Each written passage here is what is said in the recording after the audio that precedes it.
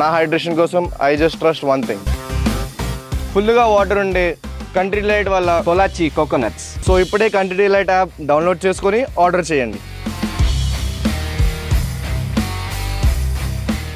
పాకిస్తాన్ రోజురోజుకు తన మాటల ద్వారా చర్యల ద్వారా భారతదేశాన్ని కవిస్తూ వస్తుంది.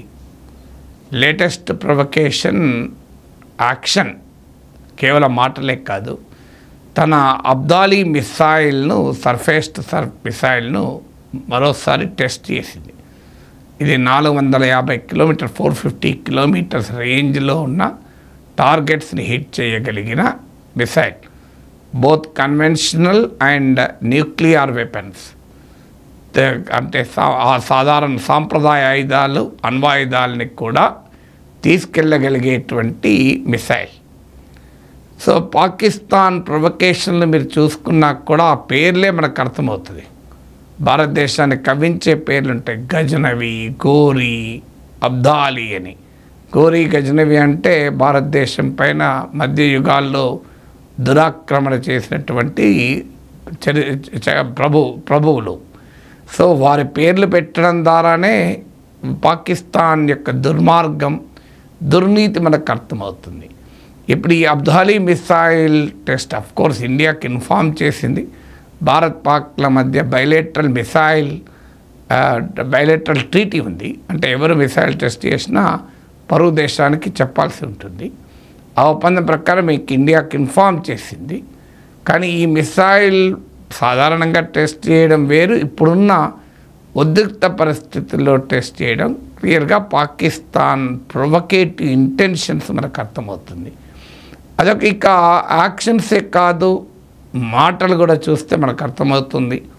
ఆల్రెడీ యునైటెడ్ నేషన్స్కి వెళ్తామంటూ పాకిస్తాన్ రాయబారి వ్యాఖ్యానించారు.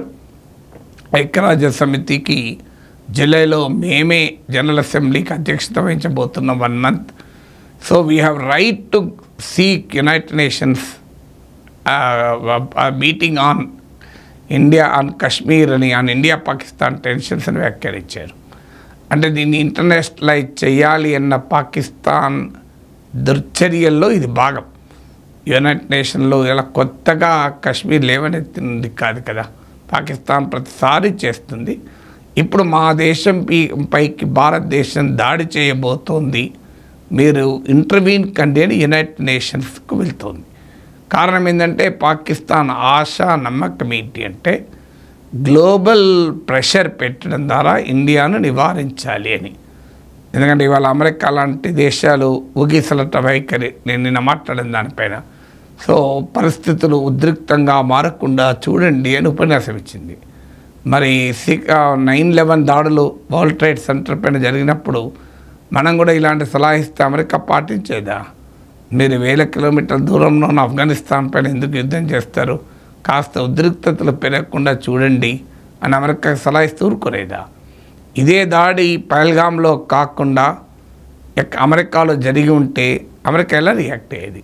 ఇలాగే మనకు ఉపన్యాసం ఇచ్చినట్టు ఉద్రిక్తతని టోన్ డౌన్ చేసి ఎస్కలేట్ కాకుండా చూసేదా? సో అందువల్ల ఇజ్రాయిల్ పైన దాడి జరిగినప్పుడు, హమాస్ తీవ్రమైన దుర్మార్గమైన దాడి చేసినప్పుడు అమెరికా ఇజ్రాయిల్కు మీరు కాస్త ఉద్రిక్తత పెరగకుండా చూడండి అని చెప్పినా, అదే సమయంలో ఇజ్రాయిల్కు రైట్ టు డిఫెన్స్ ఉందని అప్పుడు ప్రెసిడెంట్ బైడెన్ కూడా వ్యాఖ్యానించాడు కదా. మరి ఇజ్రాయిల్కు రైట్ టు డిఫెన్స్ ఉన్నప్పుడు ఇండియాకు ఉండదా? ఇంకా గాజా ఇష్యూ వేరు, కశ్మీర్ ఇష్యూ వేరు, రెండింటి మధ్య తేడా ఏంటో నేను గతంలో చెప్పాను. సో అందువల్ల పాకిస్తాన్ ఆశ ఏంటంటే, ఇప్పుడు యూరోపియన్ యూనియన్ ఉంది, అమెరికా ట్రంప్ ఆంక్షలు విధిస్తే, టారిఫ్స్ విధిస్తే ఉరుకులు పరుగుల పైన European union chairman, European union commissioners అందరినీ తీసుకొని ఇండియాకు వచ్చారు. కానీ ఇలా పహల్గామ్ దాడి జరిగిన ఇంతవరకు నోరు మెదిపారా? జర్మనీ, ఫ్రాన్స్, ఇటలీ, యూకే ఎక్కడ పోయాయి? నిద్రపోయాయా? సో అందువల్ల వెస్ట్రన్ డూప్లిసిటీ, వెస్ట్రన్ హిపోక్రసీ తెలిసిన పాకిస్తాన్ యునైటెడ్ నేషన్స్కు వెళ్ళి ఇండియా పైన ఒత్తిడి తేవాలని చూస్తోంది. అందుకే యునైటెడ్ నేషన్స్కి వెళ్తాం, దీన్ని మరింతగా ఇంటర్నేషనలైజ్ చేస్తామని చెప్తున్నారు. ఇక్కడితో ఆగకుండా అమెరికా మంత్రి హనీఫ్ అబ్బాసీ మా దగ్గర ఉన్న 130 అణ్వాయుధాలు భారత్ వైపే మోహరించి ఉన్నాయి. ఈ అణ్వాయుధాలు మేము డిస్ప్లేకు పెట్టుకోలేదు. వాటిని మోసుకెళ్ళేటువంటి గోరీ, గజనవి, షహీన్ మిసైల్స్ కూడా సిద్ధంగా ఉన్నాయి అని వ్యాఖ్యానించారు. ఇప్పుడు తాజాగా రష్యాలో పాకిస్తాన్ రాయబారి we're ready for a full spectrum attack including nuclear అని మరోసారి మాట్లాడాడు. అణుదాడితో సహా పూర్తి స్థాయి దాడికి అన్ని రకాల దాడులను మేము ప్రయోగించడానికి సిద్ధంగా ఉన్నాము అని ప్రకటించారు. ఇక బిల్వాల్ భుట్టో ఇండస్లో నీరు గనక ప్రవహించకపోతే రక్తమే ప్రవహిస్తుంది అంటూ హెచ్చరించారు. తర్వాత కాస్త తగ్గి మాట్లాడానుకొని ముందు మాట్లాడమాట.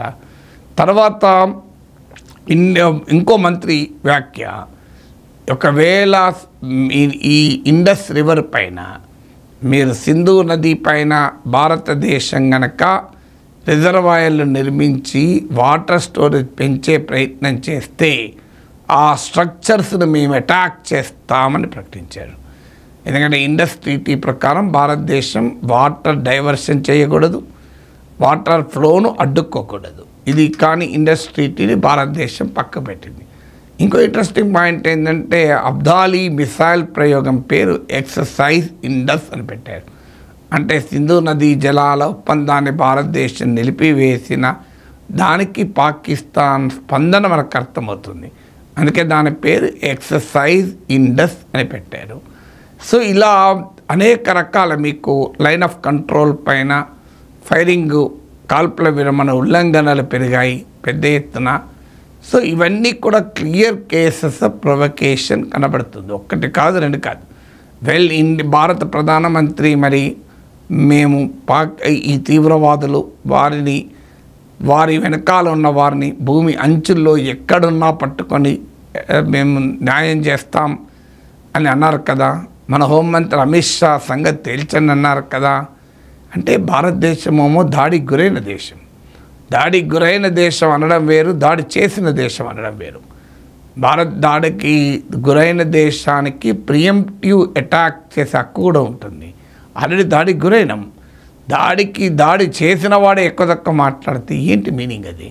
అందువల్ల క్లియర్గా పాకిస్తాన్ కేసు ఇప్పుడు తాజాగా రష్యాలో పాకిస్తాన్ రాయబారి అంటున్నాడు, మాకున్న సమాచారం ప్రకారం పాకిస్తాన్లోని కొన్ని ప్రదేశాలపైన భారత్ దాడి చేయవచ్చు అని. అంటే ఒక బాలాకోట్ స్ట్రైక్ కాదు, అలాంటి స్ట్రైక్స్ కొన్ని జరగవచ్చు అని మాకు సమాచారం ఉంది. బాలాకోట్ పేరు పెట్టలేదు, కానీ కొన్ని ప్రదేశాలపైన దాడి చేయవచ్చని మాకు సమాచారం ఉంది అన్నాడు. ఇక పాకిస్తాన్ ఇన్ఫర్మేషన్ మినిస్టర్ 24 గంటల నుంచి 36 గంటల్లో భారత్ పాకిస్తాన్ పైన దాడి చేస్తుందని వెనస్డే మిడ్నైట్ చెప్పాడు. ఇవాళ ఆల్రెడీ మనం సండే ఉన్నాం, 36 గంటలు ఎప్పుడో అయిపోయాయి. సో పాకిస్తాన్ ఇన్ఫర్మేషన్ మినిస్టర్ భయం పడినట్టుగానో వీ హ్యావ్ క్రెడిబుల్ ఇన్ఫర్మేషన్, విశ్వసనీయ సమాచారం ఉంది, 24 నుంచి 36 గంటలలో దాడి చేస్తారు. కానీ దాడి ఏమీ జరగలే. సో భారతదేశం ఎప్పుడు దాడి చేస్తుందో పాకిస్తాన్ ఇన్ఫర్మేషన్ మినిస్టర్కు తెలియదు అన్నది క్లియర్ అర్థమైంది. దాడి చేస్తామన్న మాత్రమే అర్థమైంది. దాడంటూ చేస్తే నిర్ణయాత్మకంగా మేము రెస్పాండ్ అవుతామని మాట్లాడాడు. ఇది ఇలా పాకిస్తాన్ స్టేట్మెంట్స్ ఈ వేటిని తెలియజేస్తుంది? ఒక రకంగా కపట బీరత్వం అంటారే, అంటే మేకపోతు గాంభీర్యం అని మన తెలుగులో ఒక మంచి బ్యూటిఫుల్ వర్డ్ ఉంది. ఆ మేకపోతు గాంభీర్యం పాకిస్తాన్ ప్రదర్శిస్తోంది. 2, పాకిస్తాన్ సమాజంలో పాక్ సైన్యానికి, పాక్ రాజకీయ నాయకత్వానికి ఇద్దరికీ కూడా లెజిటిమసీ పోయింది. పాక్ సైన్యాన్ని పాకిస్తాన్ ప్రజలే సోషల్ మీడియాలో ప్రశ్నిస్తున్నారు. ఇమ్రాన్ ఖాన్ మద్దతుదారులైతే గతంలో పాకిస్తాన్ మిలిటరీ హెడ్ క్వార్టర్స్ పైన కూడా అటాక్ చేశారు. పాక్ ఆర్మీలో కూడా విభేదాలు ఉన్నాయి. పాకిస్తాన్ పొలిటికల్ లీడర్షిప్లో క్రెడిబిలిటీ లేదు, లెజిటిమసీ లేదు. ఎందుకంటే ఎన్నికల్లో ఇమ్రాన్ ఖాన్ నిర్బంధించి పాకిస్తాన్ టెహ్రీక్ ఇన్సాఫ్ను నిషేధించి ఎన్నికలు ఒక ఫార్స్గా జరిపి అధికారంలోకి వచ్చారు. అయినా ఇమ్రాన్ ఖాన్ మద్దతుదారులు 100 మంది ఇండిపెండెంట్గా పోటీ చేసి గెలిచారు. సో అందువల్ల ఈ తన లెజిటిమసీని పెంచుకోవటానికి ఒక ఎత్తుగడగా దీన్ని వాడుతున్నారు. సో దాంతో అన్ని రకాల పాకిస్తాన్ సమాజంలో విశ్వసనీయత పోకూడదు అన్నది వారి ఆర్మీ భయము, వారి లీడర్షిప్ భయం. దీనికి తోడు భారత్ వ్యతిరేకతతోనే వాళ్ళ ఉనికి కాపాడుకునే వాళ్ళు చాలామంది పాకిస్తాన్లో ఉన్నారు. ఇప్పుడు మరో నాయకుడు ఫజలుర్ రెహమాన్, బంగ్లాదేశ్ చెందిన నాయకుడు, ఇతను మొహమ్మద్ యూనస్కు అడ్వైజర్ కూడా. ఆయన అంటాడు, ఒకవేళ పాకిస్తాన్పై భారత్ కనుక దాడి చేస్తే చైనా సహకారం తీసుకుని బంగ్లాదేశ్ ఈశాన్య రాష్ట్రాలను ఆక్రమిస్తుంది అంటాడు. అసలు చరిత్ర తెలియాలి కదా, బంగ్లాదేశ్ ప్రజలకు విముక్తి ప్రసాదించింది భారతదేశం కదా. పాకిస్తాన్ ఊచకోత జరుపుతుంటే, లక్షల మందిని ఊచకోతకు వస్తుంటే, పాకిస్తాన్ సైన్యంతో భంగవాహిని షేక్ ముజిబుర్ రెహమాన్ నాయకత్వంలో బంగ్లా లిబరేషన్ ఫోర్సెస్ పోరాడుతుంటే వారికి మద్దతుగా ఇండియన్ ఆర్మీ నిలబడితే వారు స్వాతంత్రం వచ్చింది. ఇవాళ పాకిస్తాన్ అనుకూలులు బంగ్లాదేశ్లో అధికారంలోకి వచ్చి ఇవాళ వారి వైఖరి ఎలా ఉందంటే, నార్త్ ఈస్టర్న్ స్టేట్స్నే మేము ఆక్రమించేస్తాం, ఈ ప్రాంతాన్ని ఇండియాకు, నార్త్ ఈస్టర్న్ ఇండియన్ మెయిన్ ల్యాండ్కు భారతదేశానికి చెందిన ఈశాన్య రాష్ట్రాలకు మధ్య చిన్న ప్రాంతం కనెక్టివిటీ ఉంటుంది, దాన్ని చికెన్స్ నెక్ అంటారు. ఈ మధ్య మొహమ్మద్ యూనస్ కూడా దీని గురించి ప్రస్తావించి ఈ నార్త్ ఈస్టర్న్ స్టేట్స్కి అసలు సముద్ర జలమార్గమే లేదు, ఇండియా బంగ్లాదేశ్ ద్వారా తప్ప అని వ్యాఖ్యానించారు కూడా. సో ఇవన్నీ కూడా పాక్ ఇకోసిస్టమ్ ఇండియాను ప్రొవోక్ చేస్తోంది. కారణం వాళ్ళ లెజిటిమసీని వాళ్ళు కాపాడుకోవటానికి. అదే సమయంలో ఇంటర్నేషనల్ ప్రెషర్ తెచ్చైనా భారతదేశం రెస్పాండ్ కాకుండా ఆపాలి అన్నది పాకిస్తాన్ కుతంత్రం.